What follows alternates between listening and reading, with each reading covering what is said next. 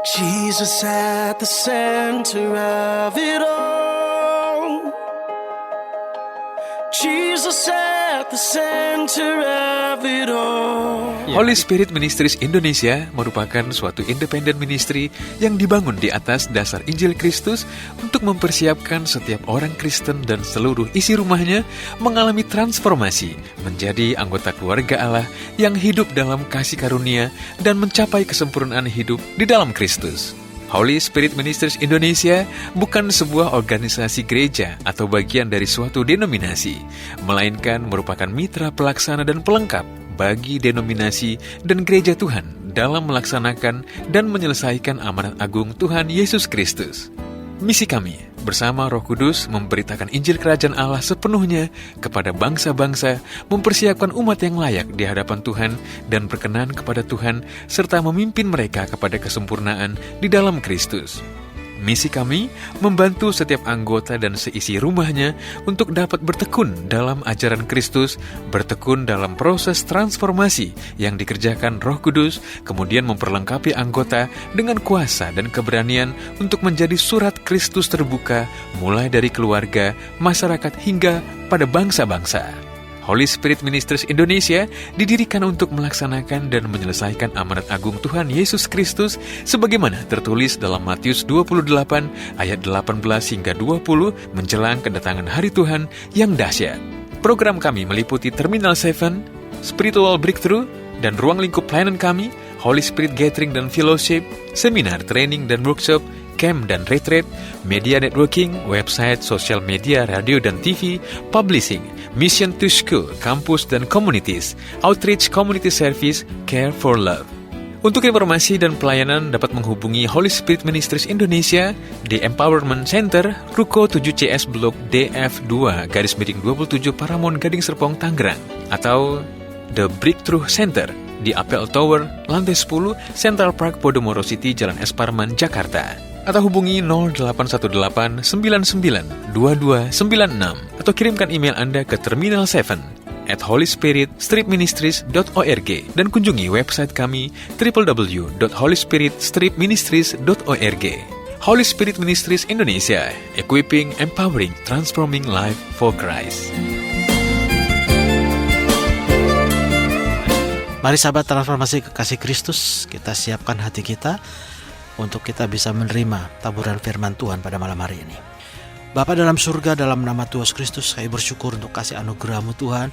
Tuhan masih memberikan kepada kami kesempatan untuk kami bisa membaharui iman pengharapan kasih kami.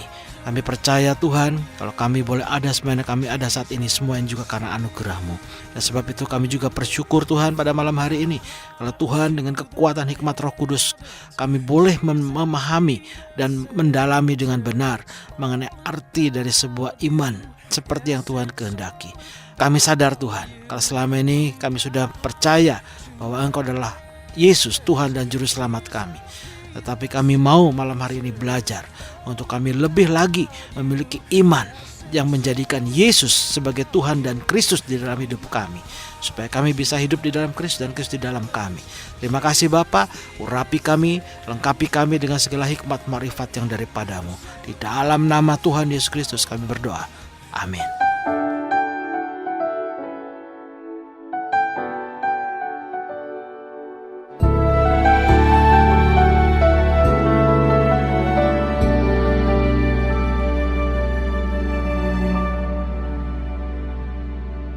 Di saat hidupku seakan tak berdaya, namun ku tetap kuatkan hatiku,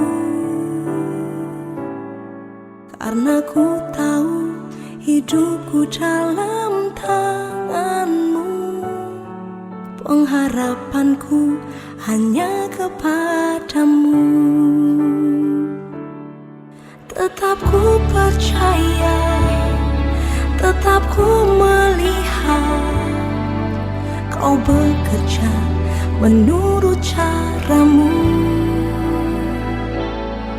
Tetap ku percaya, tetap ku berharap Kau berkuasa di dalam hidupku.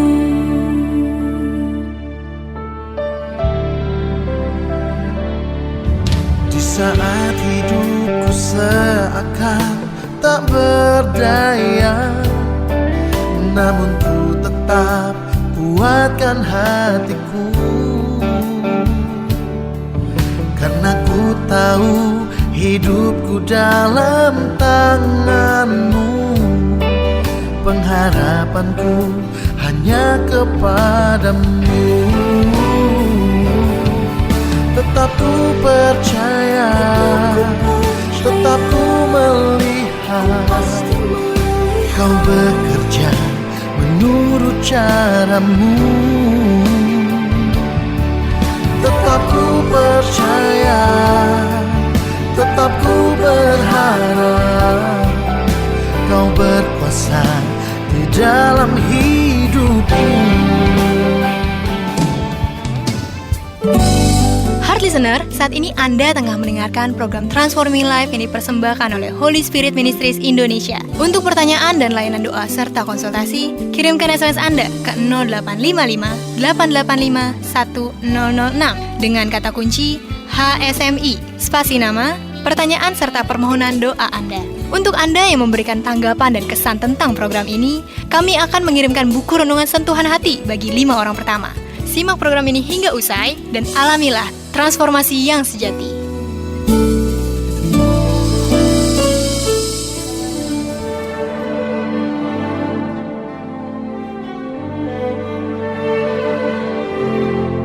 Shalom, sahabat transformasi kekasih Kristus. Di hari-hari yang sedang berakhir ini, ada banyak orang Kristen yang belum memahami dengan benar tentang iman. Mereka percaya kepada Yesus, tetapi tanpa didasari pada pengertian yang benar. Banyak di antara mereka yang menganggap kalau sudah percaya dan dibaptis, mereka merasa sudah sah disebut sebagai orang Kristen dan merasa dirinya sudah memiliki iman. Lalu mereka percaya dirinya sudah aman. Bagi mereka yang penting sudah menjadi orang Kristen, setiap hari Minggu ke gereja, aktif melayani, banyak berbuat baik, tidak berbuat jahat, memberikan persembahan, rajin mendengarkan firman Tuhan dan berdoa. Dan mereka percaya kalau mereka juga pasti diberkati dan mereka pasti selamat masuk surga. Apalagi ketika mereka sering mendengar cerita, khotbah-khotbah, pengajaran-pengajaran, kesaksian-kesaksian yang memperkuat kepercayaan mereka. Bahwa yang penting kita hidup diberkati, yang penting kita sudah selamat, dan yang paling penting kita sudah percaya Yesus, sudah cukup. Jangan terlalu sok rohani, jangan terlalu fanatik, terlebih di zaman serba sibuk sekarang ini. Persaingan semakin ketat, waktu semakin cepat. Kalau kita tidak fokus kepada pekerjaan, bisnis, studi, kesehatan, keluarga, kepentingan kita sendiri, dan keadaan kita sendiri, bagaimana kita bisa hidup dan bagaimana kita bisa berhasil. Kalau kita tidak bekerja keras, tidak berusaha mati-matian, bagaimana mungkin kita bisa menjadi kaya? Apakah hanya dengan doa? Lalu kita percaya Tuhan memberkati kita dengan melemparkan berkat-berkatnya dari langit. Sahabat transformasi kekasih Kristus, memang pola pikir dan pandangan hidup seperti itu tidak bisa disalahkan. Karena Alkitab mengatakan manusia duniawi tidak bisa menerima dan tidak bisa memahami apa yang berasal dari roh atau hal-hal yang rohani. Karena baginya adalah suatu kebodohan, sebagaimana tertulis dalam 1 Korintus 2 ayat yang ke-14. Tetapi manusia duniawi tidak menerima apa yang berasal dari Roh Allah, karena hal itu baginya adalah suatu kebodohan, dan ia tidak dapat memahaminya, sebab hal itu hanya dapat dinilai secara rohani. Mereka tidak memahami sesungguhnya apa yang dikatakan Yesus kepada si pencoba, yaitu iblis, bahwa manusia hidup bukan dari roti saja, tetapi dari setiap firman yang keluar dari mulut Allah. Perkataan Yesus ini tentunya bukan sekedar perkataan biasa dan juga ditujukan bukan kepada sembarang orang. Tetapi firman Tuhan dalam Matius 4 ayat yang keempat ini ditujukan kepada iblis, si pencoba, si penggoda, pembohong, penyesat, dan pembinasa. Iblislah yang berusaha menipu manusia dan merusak paradigma atau pola pikir manusia, terutama orang-orang yang merasa dirinya sudah menjadi orang percaya.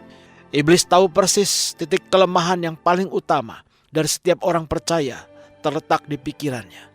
Karena itu pikiran merupakan gerbang masuk iblis untuk bisa bekerja dalam kehidupan orang-orang percaya.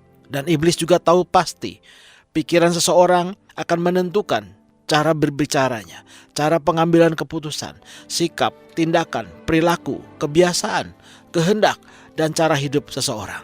Karena itu dengan segala cara, dengan segala siasat, iblis berusaha untuk mencuri, yaitu mencuri perhatian, mencuri keyakinan, mencuri kebenaran, dan mencuri damai sejahtera. Iblis juga berusaha membunuh, maksudnya menghancurkan iman, pengharapan, dan kasih. Dan iblis juga berusaha untuk membinasakan, artinya menyesatkan, merusak, dan menggagalkan rencana Tuhan dalam kehidupan manusia. Iblis, bapak segala dusta itu, juga sangat paham bahwa apa yang ada di pikiran manusia itu berasal dari hati. Karena itu, untuk bisa masuk ke dalam hati manusia dan menguasai roh dan pikiran manusia, harus lewat pikiran. Itulah sebabnya iblis dengan segala siasat, segala tipu muslihatnya, segala strateginya yang licik, bisa membuat manusia menyimpang dan berbalik dari jalannya Tuhan tanpa manusia itu sendiri menyadarinya.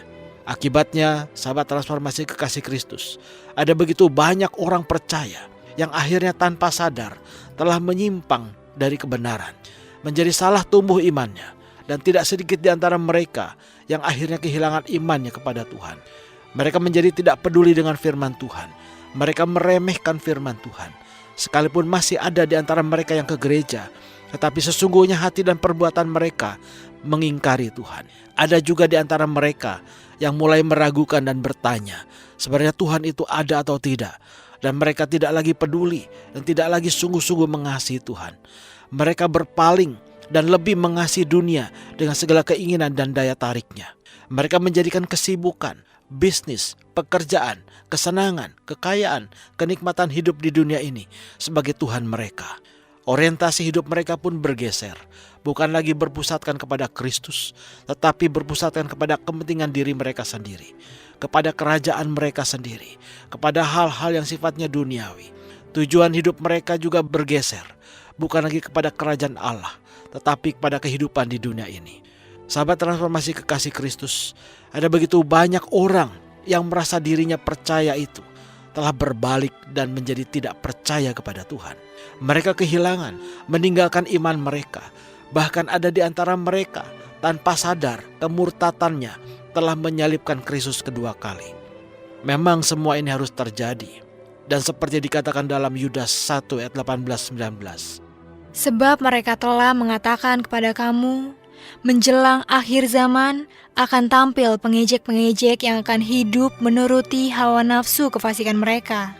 Mereka adalah pemecah belah yang dikuasai hanya oleh keinginan-keinginan dunia ini dan yang hidup tanpa Roh Kudus. Bahwa menjelang akhir zaman akan tampil pengejek-pengejek yang akan hidup menuruti hawa nafsu kefasikan mereka. Mereka adalah pemecah belah yang dikuasai hanya oleh keinginan dunia ini dan yang hidup tanpa Roh Kudus. Mereka itu orang-orang yang menggerutu, mengeluh tentang nasibnya, hidup menuruti hawa nafsunya, tetapi mulut mereka mengeluarkan perkataan yang bukan-bukan, dan mereka menjilat orang untuk mendapat keuntungan.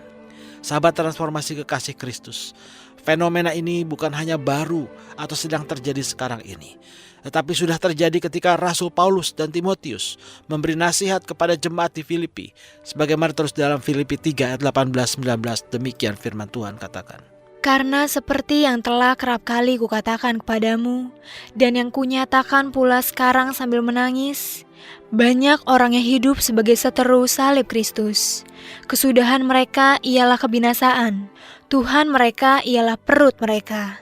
Kemuliaan mereka ialah aib mereka, pikiran-pikiran mereka semata-mata tertuju kepada perkara duniawi. Sahabat transformasi kekasih Kristus, apa bedanya percaya dan beriman? Memang ada banyak orang yang tidak bisa membedakan antara percaya dan beriman. Percaya dalam Alkitab, terjemahan bahasa Inggris dikatakan to believe. Sedangkan iman dalam bahasa Inggris ditulis faith. Di dalam Efesus 2 ayat yang ke-8, firman Tuhan berkata demikian. Sebab karena kasih karunia kamu diselamatkan oleh iman.